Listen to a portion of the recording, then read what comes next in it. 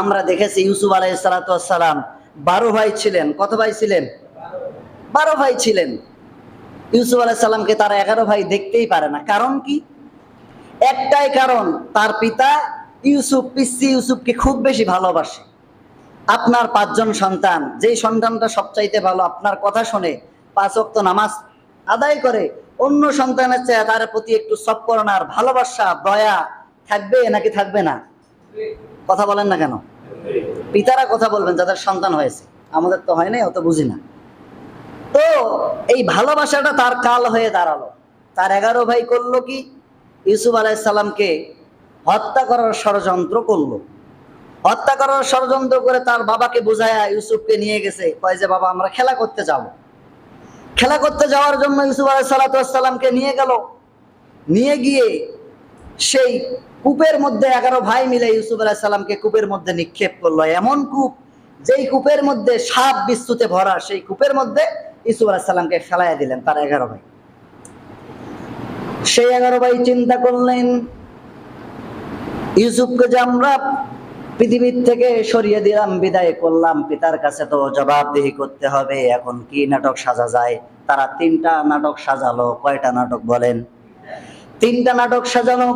1 number হলো যে আমরা আপনার সন্তান, ছোট সন্তান ইউসুফ, সে ছোট্ট মানুষ, আমাদের সঙ্গে খেলাধুলায় লিপ্ত হতে পারে নাই। আমরা দৌড় প্রতিযোগিতা দিয়েছিলাম। আমাদের যে মান সামান গুলো ছিল, ইউসুফকে বসায়া রেখে আমরা দৌড় প্রতিযোগিতা দিয়েছিলাম। আমরা যখন খেলা করতেছিলাম, এসে দেখি ইউসুফকে বাঘে খেয়ে ফেলেছে, নেকড়েই খেয়ে ফেলেছে। এটা হলো 1 নাম্বার ষড়যন্ত্র। 2 নাম্বার হলো তারা ষড়যন্ত্র সাজালো, ইউসুফ আলাইহিস সালাতু ওয়াস সালামের গায়ের জামা খুলে নিয়ে একটি বকরিকে জবহ করে বকরির সেই রক্তগুলো দিয়ে ইউসুফের জামার মধ্যে ভরালো। সেই জামাটা রক্তে রঞ্জিত করলো। তারা 11 ভাই মিলে চিন্তা চেতনা করলো, এই জামাটা নিয়ে বাবার সামনে দাঁড়াবো, যে দেখেন বাঘে ইউসুফকে খেয়ে ফেলেছে বাবা। এটি ছিল 2 নাম্বার। 3 নাম্বার ছিল যে আমরা যাওয়ার আগে 11 জনে কিন্তু বাবার সামনে কান্নাকাটি শুরু করব। তার কারণ, কান্না করলে মানুষের হৃদয় গলে যায়, ঠিক কিনা? হৃদয় গলে যাবে, বাবা মনে করবে যে আমরা সত্য কথা বলেছি। কিন্তু তারা তার বাবার সামনে গিয়ে যে 11 ভাই মিলে যে নাটক তৈরি করলো, সেই নাটকটা সত্য নাকি মিথ্যা নাটক? বলেন না কেন? মিথ্যা নাটক। কোরআনুল কারীম কোট করেছে আল্লাহ তাআলা সূরা ইউসুফের মধ্যে, তাদের খবরগুলো জানিয়ে দিয়েছেন, ওয়াজাউ আবাহুম ইশাআন ইয়াবকুন। সন্ধ্যাবেলায় তারা রক্তমাখা জামা নিয়ে কাঁদতে কাঁদতে তাদের পিতার সামনে হাজির হলো।